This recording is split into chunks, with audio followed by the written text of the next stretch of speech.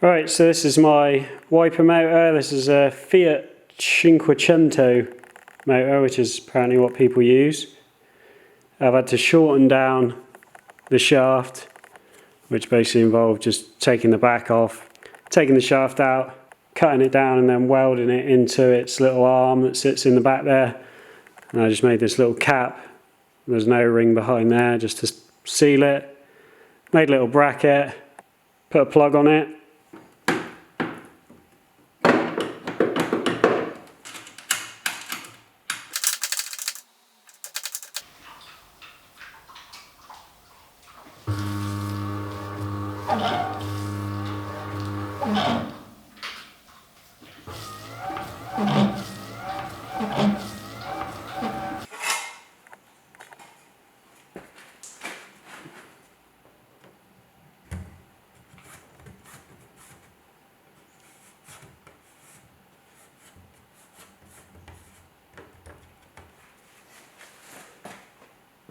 Just doing my corner weighting with my budget corner weight setup. I've got some heavy duty scales that go up to 300 kilos each. They were like 35 quid a set, so I just bought 4 of those, and come with digital readouts and even come with the batteries. And then I'm using this app, corner balance calculator app, and I can just put all my weights in here that I'm reading, press calculate, and it tells you basically what to target, what to aim for to get it where you want it. Total weight 652. I've got 30 kilos of plates, 20 litres of fuel, and that mag beast drill, which comes to about 65. So I weigh 70 kilos, so I think I'm either gonna just be at the minimum weight or a little bit over. By the time I've put fuel in it, definitely over. It's got a little bit of fuel in it. So it's a bit of I've done sort of a bit of a rough setup, but it's just to get me going, just to have a go in the car, and obviously I'll be tweaking it and perfecting it as we go. But for a cheap way of doing it, the corner weight scales I was looking at, was asking around to see if I could borrow a set. And I was going to buy a set. You're looking at about 1,200 quid for a full set, whereas this worked out at 140 quid. Man enough to do the job, and I put those weight plates on it and weighed myself on them, and they seem really accurate, so good enough for me. This gives me a target weight to get a 50% cross weight corner to corner, and then it tells you which corner to jack up or lower down. So after a little bit of a tweak, I've got a 1936 on this side, recommends a 193.8. Front left, front right recommends 213.7. I've got 212.1. Rear right recommending 128.2. I've got 127.4, and then left rear 116.3. I've got a 118.3. So I'm going to leave it at that. Can't see me getting it any closer, to be honest. I've been juggling it around for quite a while now. So happy with that. So I'm just got to tighten everything down now, lock everything off. I'll put the link to those scales if anyone's interested in a budget corner weight setup for a light car. I got them off eBay, but I'll stick a link in the description.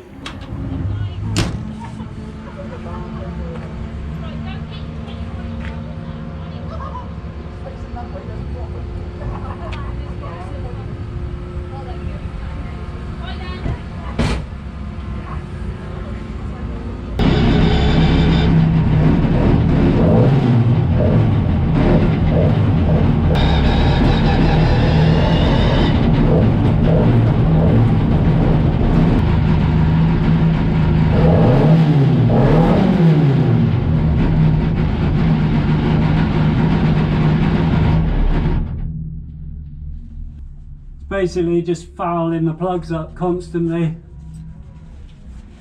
I have to keep taking the plugs out, and it's just done it again. It's wetting up one of the plugs and then it just won't rev properly. So I've had issues with it fouling the plugs up pretty much every time I would try and start it, and I thought that it just needed a good run.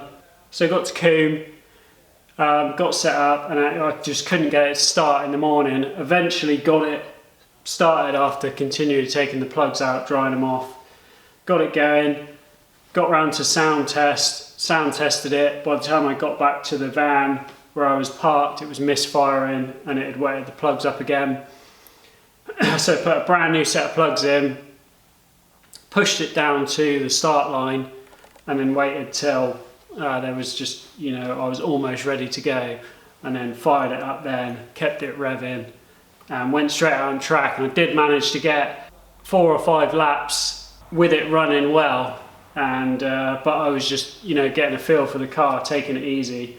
And then I thought I'll come in, check everything over, and as soon as I sort of backed off to cruise back in, started misfiring again. And then after that I had a few more attempts to do the same thing, to get out on track, but I just couldn't get it to run without misfiring. Now I think there's 2 issues. It's running really rich at idle, seems to be okay at full chat, but obviously down low the idle circuit is way too rich. But we've got a misfire issue as well, because previously if I would clean the plugs or put new plugs in, it would just fire up and run normally, and then it would eventually foul the plugs up and start missing. Now I can put brand new plugs in it and it won't run. It's running on the middle 2 cylinders regardless of what I do.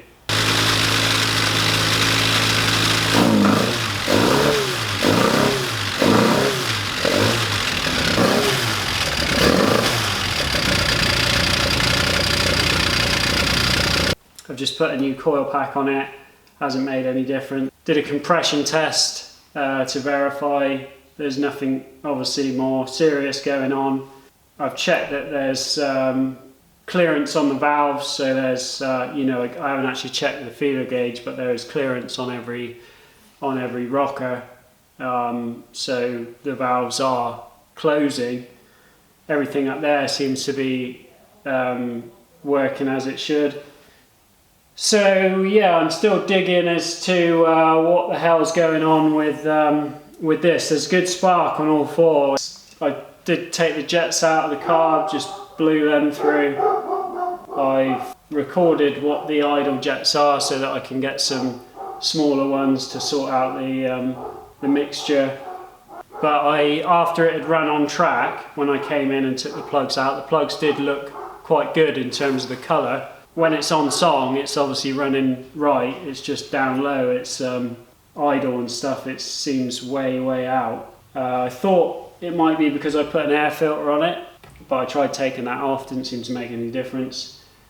Pretty disappointing, but I did get to feel a little bit of what the car is going to be like, and the potential of it, and I was concerned as to whether I would feel comfortable in the car and take to it, because I've never driven anything front wheel drive on track. I would say I felt quite comfortable instantly in the car, and I could feel the car moving around. The track was greasy, and just letting the car move around, I did feel like it was something that I definitely would be able to get to grips with.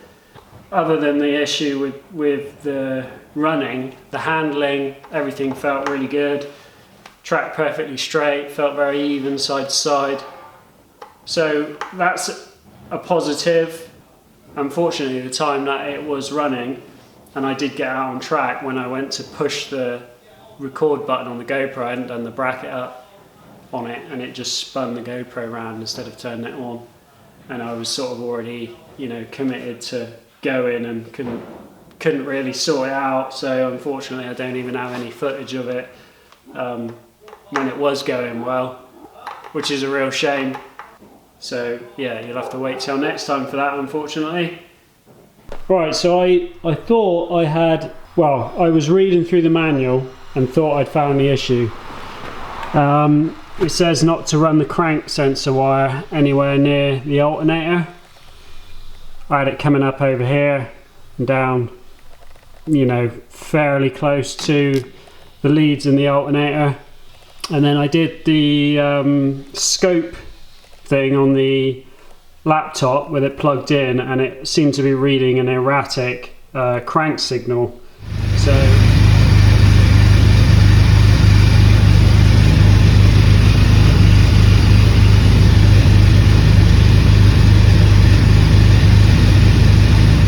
So I moved that, tried that, that didn't work. I've just changed the crank sensor to, I've just rigged this one up just to verify that, and that made no difference. That's a forward one. I've basically stripped the loom back to check there's nothing wrong inside the loom.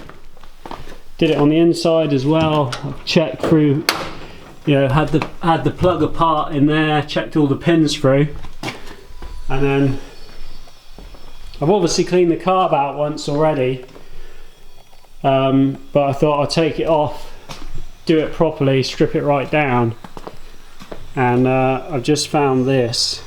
Should be the same in that side. And without those tabs in there, these are just free to rotate.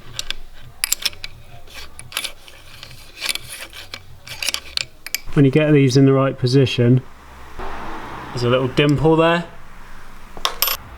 So I just made that just the right length to just basically pinch down on it.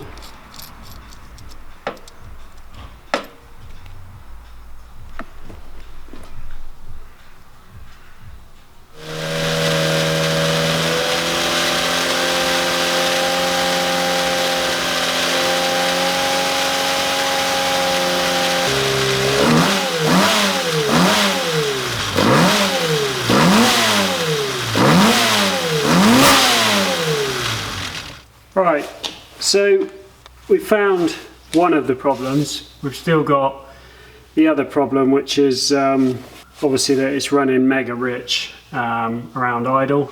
I wanted to understand whether carb's better because I didn't really know exactly what's going on in there. So I got this book which I've been reading through, and it's been really good for just getting a better understanding of exactly what's going on. So if you're interested in a little bit of a lesson on a Weber carb, then listen on. So going from the beginning, you got your venturi, you've got your flow of air coming through it. The venturi basically squeezes the air down, which increases the speed of the air traveling through the middle here, which causes a difference in the pressure between the atmospheric pressure in the float bowl and here where the fuel jet would sit in the venturi, and that's what causes the fuel to be drawn through into the air, create the mixture which then goes into the engine. So for just the main jet at full flow, that's quite easy to you know, understand. But when you're disrupting the flow of air that's going through the engine, as you are with the butterfly, which controls the throttle opening and closing, you have to have all these different circuits to meter the fuel to make sure you're getting the correct air fuel mixture at different throttle openings. This is the idle mixture screw, and this is showing you the idle mixture circuit. So you've got your idle jet here, which is allowing the fuel up through, mixing with the air which is being drawn through into it. Coming down here, this little screw here covers your progression holes. So you've got an idle jet which will provide fuel when the butterfly is closed. Then, so that you don't get a bog when you first open the throttle a slight amount, you've got these progression holes here. As the throttle blade comes past there, these are exposed and it draws that fuel through. That's why if you have the wrong size idle jet, no matter what adjustment you do here, this could be wrong here at the progression stage. So you might get it fine adjusting this for your idle, and then as you go to open the throttle, you either go lean or rich here because this idle jet isn't feeding the progression holes correctly. So that's why they all have to be matched. So there's a setting, 1.5 turns out, and then you've got a little bit of leeway, 3/4 of a turn either way. My idle jets were at 3.5 turns out, so that already tells me that this is wrong. So then before you get onto the main jet, you've got another circuit, which is this one here. This is showing the accelerator pump jet. So this, as this little lever comes down, you can see that showing that arrow, this comes down. The spring that's in here pushes a little piston down, which actually squirts fuel through, and this is called the accelerator pump jet. So you can see that's sucking fuel down through here into this little reservoir here. The piston comes down, compresses that. There's a little ball valve in there which stops the fuel going back that way, so instead it comes up this way, down through here, across, and then fires it out through there. And then finally you end up on your main jet when the butterfly is all the way open, which again just fed from that float bowl. But what you can see from that is how much you got going on beforehand. I remember getting into first getting into ECUs and fuel injection and saying, you know, I prefer carbs because they're simpler, but a throttle body with an injector and an ECU controlling it is so much simpler than, you know, all this going on and making sure everything's working exactly as it should. So there's definitely a lot to this. So I attempted to use this.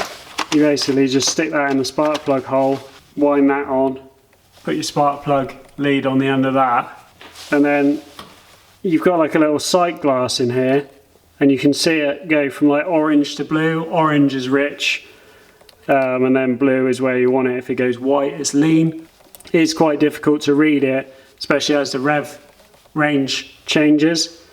But I was able to adjust the idle mixture screw to get it to read blue by winding the screw right in. But then as soon as you would touch the throttle and it would come onto this progression hole stage, it would go really rich again. So that is definite indication that this the idle jet is completely out. So I need to get some more jets, but ultimately I either need a wideband lambda gauge in there to do it properly. I think realistically I think it just needs to go on the rolling road and be done properly. So yeah, in the process of trying to figure out what's going wrong with the car, I have actually learned quite a lot about carbs, my whole ignition system, the ECU. So that's probably the silver lining. And yeah, this is just cars. There's always stuff going wrong, and better to find it now than have this happen at a race or something like that. So hopefully if we get a little bit of a break in the weather again, which we are supposed to, I'm hoping to get another test day before the end of the year. That's the goal. So yeah, fingers crossed for that. All right, so it's time for another welding machine giveaway. This time it's the Jazik Evolve 200. This is easily the most high-tech advanced machine that I've had in the workshop. It's touchscreen, it's got apps you can connect to it. It really is a high-tech thing. It does pulse MIG, so if you're looking into getting into you know, welding thicker steel or MIG welding aluminium, you really need a pulsed machine for getting, you know, decent results when it comes to welding alley with a MIG. It also does high frequency DC TIG, stick welding. You can watch the review I did on this. I'm not going to go through all the features, but all I can say is it does a lot for the size of it. If you want to come and collect it, then I'm happy to throw in a lesson with it, and I can show you how to set it up and get up and running with it. So if you can't make it here, obviously I'll just post it to you. Got the usual Urchfab swag to throw in there: t-shirt, custom wallet, stickers, badges, some tool holders. Comes with Binzel torch, liner for running aluminium wire, and there's going to be limited tickets on this one. There's only 300 tickets available for it, and it'll be ending well in time for Christmas. So yeah, if you're interested in grabbing a ticket, all the details are in the description, or you can find them at urchfab.com. So it's there if you want it. I appreciate everyone that buys a ticket, and good luck to everyone that gets a ticket. Cheers then.